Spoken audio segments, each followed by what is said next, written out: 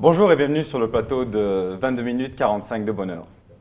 Aujourd'hui, nous allons parler d'art, de culture, mais aussi de télévision et de séries avec notre invité spécial Réal Bossé. Aujourd'hui, nous avons avec nous présent Stéphane, Joanie. Bonjour à tous les deux. Bonjour Réal Bossé. Bonjour. Ça va bien aujourd'hui? Oui, très bien. Très bien, ok, Oui, super. L'hiver est revenu, donc ça va bien. L'hiver est revenu pour quelques jours à Montréal avec un petit 25 cm de neige. C'est ça. Il ne faut pas s'étonner, on est dans une ville où il y a neige beaucoup, donc... Là, c'est la dernière couche avant le printemps. Ah, j'en reste une autre, je pense, en avril. Ah, une dernière couche en avril? C'est commandé? Oui, j'ai commandé ça, pour le plaisir. Ben les maintenant, gens sur le plateau Mont-Royal, ils vont triper. Ça neige jamais dans ce coin-là. On sait donc d'où ça vient maintenant, toute cette neige. On pourra s'en prendre à Réal. Ma faute. Stéphane, on va commencer avec vous aujourd'hui. Bonjour. Bonjour Stéphane. Stéphane, vous allez nous parler d'évolution de l'architecture à Montréal. Exactement. C'est ça, donc parlez-nous un petit peu. Je crois que vous avez parlé aussi un peu de la place des Arts qui fait partie de Oui, tout exactement. ça. Oui. Donc, Montréal, c'est une ville qui est pleine de projets, qui est pleine de vie au niveau architecturel, mais ça vient de quelque part. Montréal, c'est une ville qui a commencé, c'est culturel. Dans le fond, c'est dans notre culture, le design dans l'architecture. Puis ça a tout commencé avec la Révolution tranquille. Donc, pour se distancier, dans le fond, pour s'exprimer, le peuple québécois a commencé à construire des choses qui sortent de l'ordinaire. Donc, tout a commencé avec, mettons, l'Expo 67. On peut voir le casino et la biosphère en images. Comme on peut le voir, c'est des structures qui sont encore très innovatrices. Ça a combien d'années tout ça? L'Expo 67, donc au-dessus de 30-40 ans. Et donc, pour le casino? c'est la même chose, c'est la même exposition qui a été faite. Donc, c'est des structures qui sont encore très au goût du jour, qui sont encore utilisées, qui sont reconnues par les Montréalais à travers le Québec et parfois même à travers le Canada. Donc, c'est une très belle, des belles structures, en fait. Ouais, on est loin du condo quand on regarde ça. Ouais. Bien, ça se peut qu'on les adapte en condo éventuellement. Non, je rigole. Non, mais ça serait le fun. Il y a la gang de bobos là, dans la grosse ballonne. Hein? Ouais, mais non, mais justement... Comme les États-Unis. Justement, l'Expo 67 a inspiré beaucoup d'autres projets domiciliaires, dont l'Habitat 67, qui a été construit dans la même période, qu'on voit en image tout de suite. Chaque cubicule, c'est des appartements. Donc, chaque cubicule, c'est une pièce. Donc, certains appartements ont 3 pièces, 3 cubicules, 4 cubicules, il y a des terrasses. Donc, c'est très avant-gardiste, c'est très reconnu aussi dans le monde. Oui, c'est vrai que ça commence à se développer, ces espèces de containers, tout ça qu'on peut aussi empiler Exactement. les uns sur les autres avec... Et inventé en 67, mais en béton ce fois-là, maintenant, avec le train, le CN qui a fermé, puis CPR aussi. Donc, je pense qu'on peut récupérer les containers. Ouais. Alors, si ça intéresse des gens, les containers à vendre et la neige s'en vient, là, je sais pas. C'est ça. Un nouveau business à ouvrir, on va peut-être y penser. Mais par contre, l'évolution de Montréal s'est faite dans ce sens où, avant, on construisait des structures. Maintenant, c'est plus l'aménagement des quartiers, des endroits. On pense, oui, à construire des nouvelles structures, mais à faire autour des choses qui vont agrémenter la structure qui est construite. Par exemple, si on pense au Palais des Congrès, qu'on peut voir en image tout de suite. En face du Palais des Congrès, on a une fontaine, c'est tout relié au niveau souterrain, donc c'est beaucoup d'urbanisme en même temps que l'architecture. Il y a beaucoup d'investissement d'art aussi qui est intégré à tout ça. On peut penser notamment aussi à la Place des Arts, dans le quartier des spectacles. Donc la Place des Arts, en fait, il y a la structure principale de la Place des Arts. Mais c'est vrai qu'on n'y pense pas souvent, mais la Place des Arts, c'est pas juste cette petite place, c'est tout un quartier en fait qui est rassemblé. Exactement, à ce c'est 1 km² de superficie où on fait des spectacles. Il y a les studios de Musique Plus, ça va sur Saint-Denis, ça va de René-Lévesque, le quartier. Il y a 28 salles de spectaacles en tant que telles. On joue de la musique classique, des théâtres. Donc, c'est vraiment énorme comme endroit. Festival de jazz, tout ça, c'est vrai que c'est... Ben, c'est ça. En fait, le centre culturel, la structure principale, c'est le plus gros centre culturel au Canada. Puis, avec la superficie du quartier des spectacles en tant que tel, c'est 1 km². Donc, c'est un des plus gros au monde. Ça fait rayonner Montréal internationalement. Donc, on reçoit toutes les festivités l'hiver, l'été, excusez-moi. L'hiver, on fait d'autres festivals. Donc, Montréal en lumière se passe beaucoup dans ce centre-là. Donc, c'est vraiment une belle façon de Montréal de se projeter à l'international comme elle l'a fait au niveau des années 60-70. C'est vraiment une belle... Et puis au niveau, il y a aussi, vous voulez nous parler un petit peu du stade olympique aussi, je pense qu'il y a une histoire en fait, derrière ça. C'est dans la même lignée. Montréal, en 76, a reçu, après le 76 a mis Montréal encore sur la map avec les Olympiques qui sont arrivés. Par contre, on a toujours eu le problème du stade. On connaît les déboires du stade. Ça nous a coûté super cher. On ne sait pas trop quoi faire avec ça. Par contre, il y a un projet de revitalisation encore du quartier, comme on a l'habitude de faire à Montréal, pour mettre des petits restos, réaménager l'espace. Surtout que les condos autour, il y a une poussée de condos, le coin Saint-Bourgeoise. Donc, on veut vraiment établir un nouveau milieu de vie à Montréal. OK. Merci pour ces explications, Stéphane. Je pense que ça nous a apporté beaucoup de précision. Non, mais il faut marcher Montréal aussi. Parce que oui, ça a apporté beaucoup de précision. C'est ça, il faut vraiment découvrir tout ça. En tout cas, merci beaucoup. Et puis, nous, on se retrouve juste après la pause pour parler de design d'objets et de tout genre.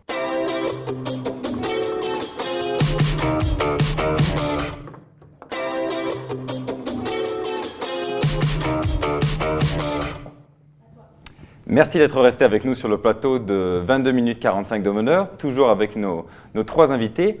Nous allons maintenant parler de design d'objets. Je ne sais pas si vous vous êtes déjà posé la question sur qu'est-ce qu'était vraiment le design.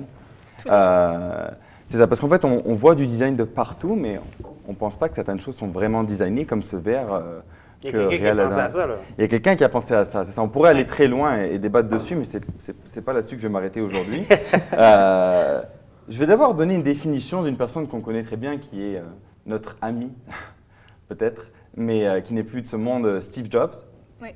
Steve Jobs qui donnait une idée, pour lui, une définition du design, qui est que pour la population, le design, c'est la décoration d'intérieur, l'apparence, les tissus des tentures, du canapé, tout ça.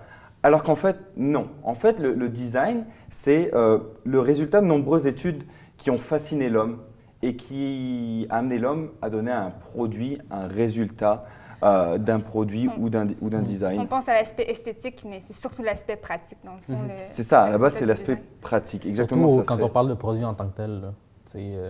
Un produit, c'est vraiment le côté pratique plus que un le côté objet design. Voilà, ou n'importe quoi, mais c'est ça. À la base, c'est quand même le côté pratique, l'utilisation première. Après, ce qui va aller autour, ça va être un plus, mais il faut jamais oublier la base. Donc, on va voir une image tout de suite là. Analyser ces 3 voitures rapidement. On avait une Ford Mustang jaune, une BMW cabriolet et une Porsche rapide. Donc, en fait, là, si je vous parle de quelle est la voiture la plus designée, moi, j'ai la Porsche tout de suite. Là. Vous allez dire la Porsche. J'ai pas d'opinion là-dessus. Je pense que le design aussi, c'est par la clientèle aussi.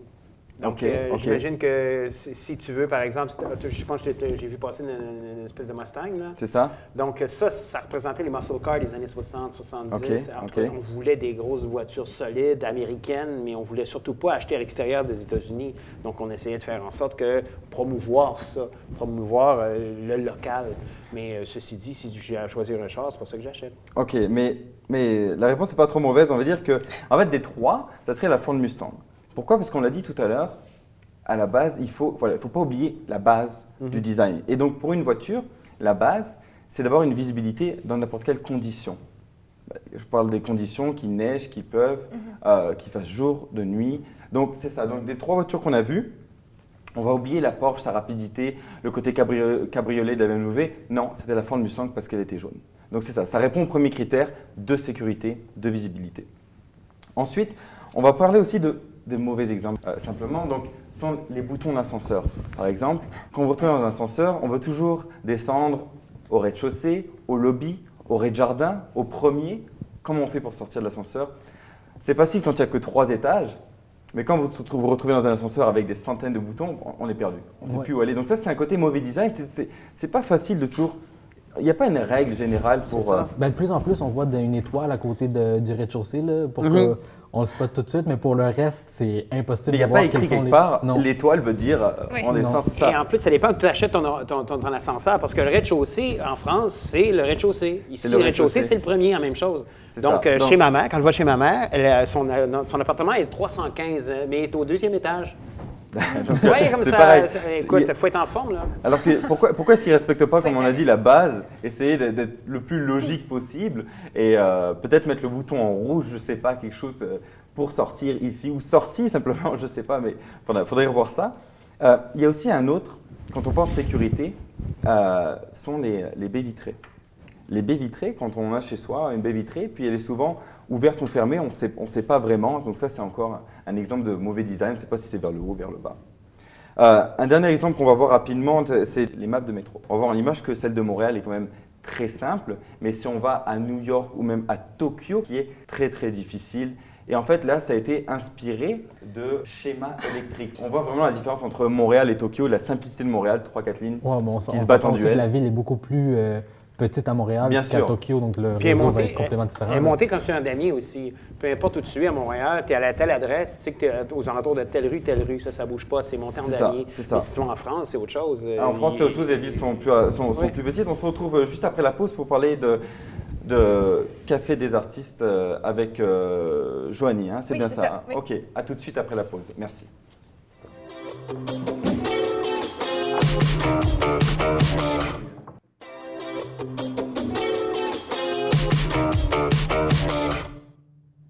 Merci de nous retrouver après une brève coupure sur le plateau de 22 minutes 45 de bonheur. Nous allons maintenant parler de café à Montréal, le Café des artistes avec Joanie. Joanie, qu'est-ce que tu peux nous dire donc, à propos de ces cafés artistiques à Montréal? Oui. Bien, en fait, avec toutes les chaînes de café qui se multiplient dans les grandes villes, entre autres à Montréal, je pensais que c'était intéressant de donner l'attention aux cafés qui essayent de créer une expérience unique à travers leur café. Oui, de se différencier de la chaîne de café. Les cafés, il y en a beaucoup à Montréal qui sont peut-être pas nécessairement connus, qui offrent de la visibilité aux artistes émergents, principalement aux artistes peintres.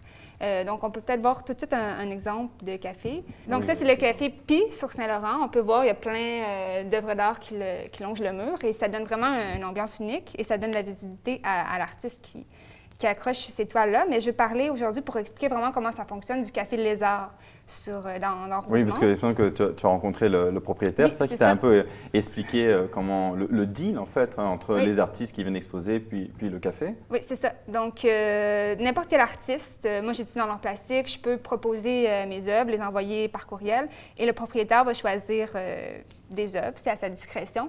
Et donc là, ça permet à l'artiste d'accrocher ses toiles pendant 1 mois et de pouvoir les vendre comme ça. Mais c'est un café qui est très, très populaire dans Rosemont. Le soir, il y a de l'alcool, donc c'est plein. C'est un café qui sert de l'alcool. Est-ce que c'est le café qu'un chanteur québécois a parlé dans sa chanson? Vincent Vallière, oui. Vincent Vallière a fait une chanson sur ce café-là, d'ailleurs. Donc, ça l'a rendu encore plus connu. Et je crois même qu'il a écrit la chanson dans le café. Il y a beaucoup d'artistes qui viennent s'inspirer parce que moi, je suis allée, c'est vraiment un lieu propice à la création. C'est vraiment une ambiance agréable. Ah, ça te donne envie. Peut-être qu'il y en a qui doivent créer là-bas, qui doivent s'asseoir. Moi, je faisais mes devoirs, mais c'est vraiment une ambiance intéressante. Et c'est ça. Et ce qui est intéressant, c'est que les propriétaires ne prennent pas de commission sur les ventes des toiles. Donc, c'est vraiment bon pour les artistes. C'est vrai que chacun y retrouve un peu son avantage. Et l'artiste, il peut exposer et sans doute vendre ses toiles, hein, c'est le but. Puis, le café va s'y retrouver au niveau, peut-être quand il va faire un vernissage, il va peut-être gagner un peu. Oui, c'est ça. Donc, tous les artistes doivent en fait faire le vernissage au café dans le cadre d'un 5 à 7. Et c'est ça. Donc, ça permet au café aussi de faire des profits. Mais, puis les clients? Oui, les clients, ça fait un décor vraiment unique. Là, ça fait changement d'autres cafés qu'on n'aimerait pas. Tous les mois, ça, combien de temps à peu près ça se renouvelle? À tous les mois, toutes les toiles changent. Donc, on peut revenir voir les nouvelles toiles. Et c'est aussi intéressant pour les gens qui veulent acheter des toiles parce qu'il y en a pour tous les prix. Le propriétaire me disait qu'il y en a entre 40 $ jusqu'à 5 000 $. Donc, il y a des artistes plus accomplis aussi qui vont exposer là. Mais si on va dans les magasins à grande surface ou les magasins spécialisés, ça coûte très, très cher pour des toiles qui sont des impressions de toiles. Génériques, là, oui. C'est ça, des impressions génériques qui vont vendre 100 $. Donc, ça peut valoir la peine d'aller encourager un artiste d'ici. Mais c'est marrant parce que ça transforme un peu un café en musée. Oui, c'est vraiment un concept très intéressant. Puis si on peut voir une photo du Café Lézard. Donc ça, c'est le Café Lézard? Oui, le Café Lézard. C'est le Café Lézard, OK. Moi, je suis assis là.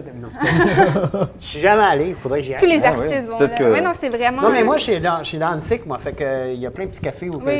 Mais c'est des espaces vraiment spécifiques. Si on veut un café, mais un vrai café, là, pas un café industriel. Mais c'est ça. Mais un petit café serré. Celui qu'on trouve en France. Oui, c'est ça. Celui-là qui t'arrache. Celui qui reste dans la bouche pour 2-3 heures. Puis tu peux jaser aussi. C'est une vie sociale aussi qui s'organise. Exactement. Puis les quartiers de Montréal, c'est ça qui est intéressant, c'est que on peut mettre du gaz là-dedans. On peut vraiment mettre de l'énergie pour provoquer les choses. D'ailleurs, le plateau est très reconnu pour ses cafés. Là. Oui.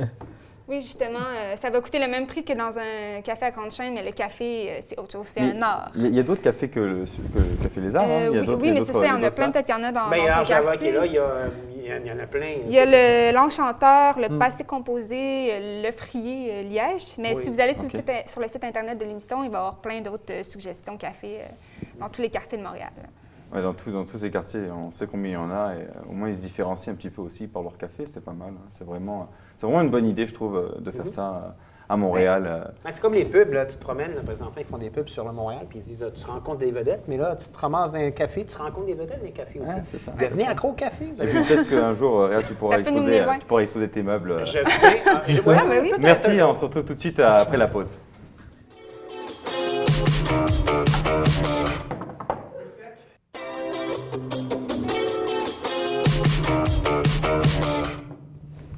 De retour sur le plateau de 22 minutes 45 de bonheur, toujours avec nos 3 invités.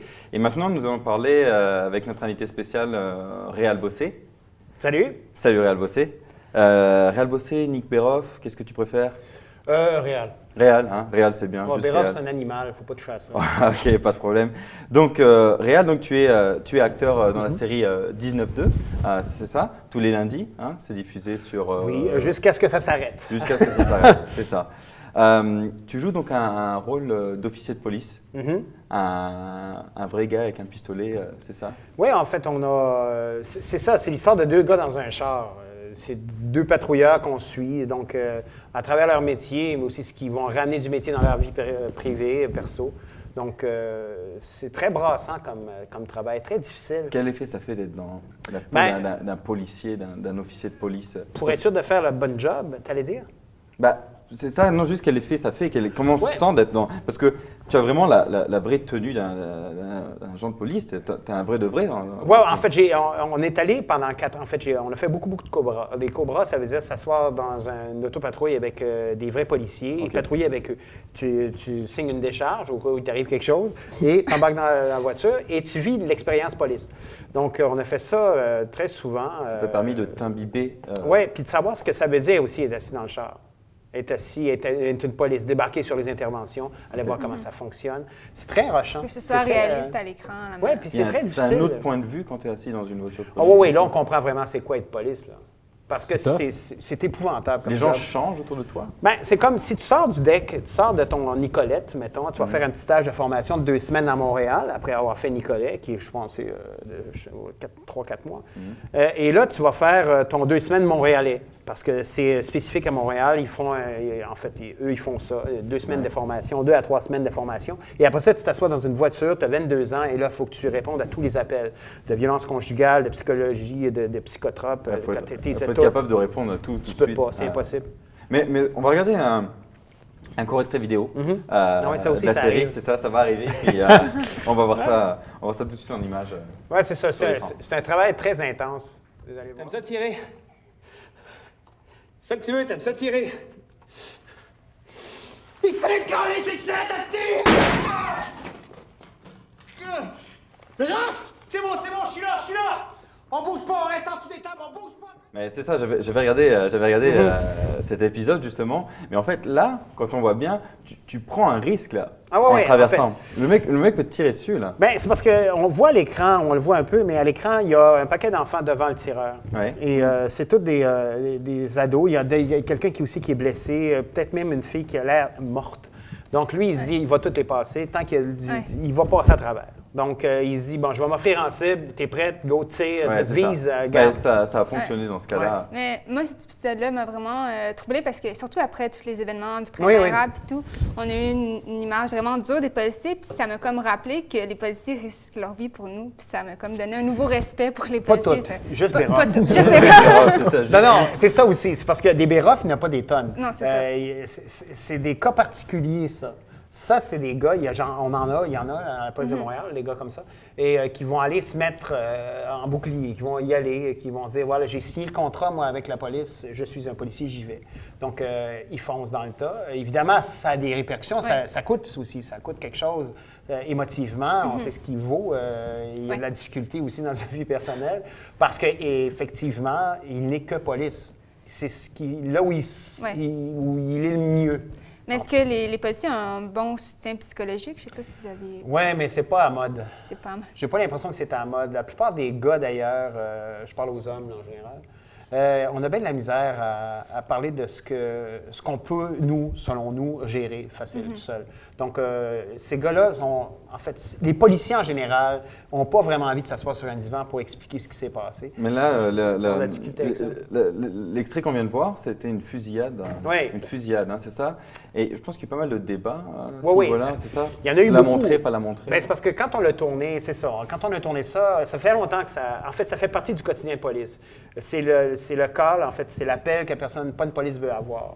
Donc, on s'est dit, c'était un incontournable, il va falloir passer par là. Ceci dit, quand on a voulu le faire la première année, il y avait un truc avec... ils ont fait un film sur les événements de Polytechnique. Fait qu'on est passé notre tour, mais là, cette fois-ci, c'était là. Mais on voulait le proposer. C'était un passage obligé. OK, mais super. Merci pour tous ces détails. Réal, vraiment, on a pu vivre un petit peu ce que c'était d'être un acteur policier. Vous avez le droit aussi de vous asseoir dans le char de police. On a le droit aussi. N'importe qui peut y aller. On va peut-être y penser, ça va C'est peut-être venir, tout ça. On va clôturer maintenant l'émission. Joanie, on va revenir rapidement donc, pour les cafés artistiques. On peut se rendre sur le site internet Café Les Arts, c'est ça? Oui, cafélesarts.com. OK, c'est ça. Merci Stéphane pour ces explications sur l'architecture à Montréal, donc sur lavitrine.com. Exactement. Concernant le design, donc on peut retrouver le livre de Frédéric Mess. Frédéric Mess qui parle du design. Je ne sais pas si c'est un écrivain que vous connaissez, mais c'est plutôt un designer. Est-ce que tu le connais? Je le connais pas perso, mais il était le prof d'une copine à moi très proche. D'accord, oui, c'est vrai que c'est aussi un professeur à l'université de Québec. Réal Bossé, une dernière petite question que je veux te poser, c'est quel effet ça fait quand tu passes donc, du côté policier, côté vie personnelle? Est-ce que tu arrives à t'adapter ou tu restes un policier? Quand je suis comédien, ça va. Okay. Il faut laisser nos personnages en garde-robe. C'est notre vie. OK, c'est parfait. C'est tout ce qu'on voulait savoir. Merci à vous tous d'être venus. On se retrouve bientôt pour une prochaine émission.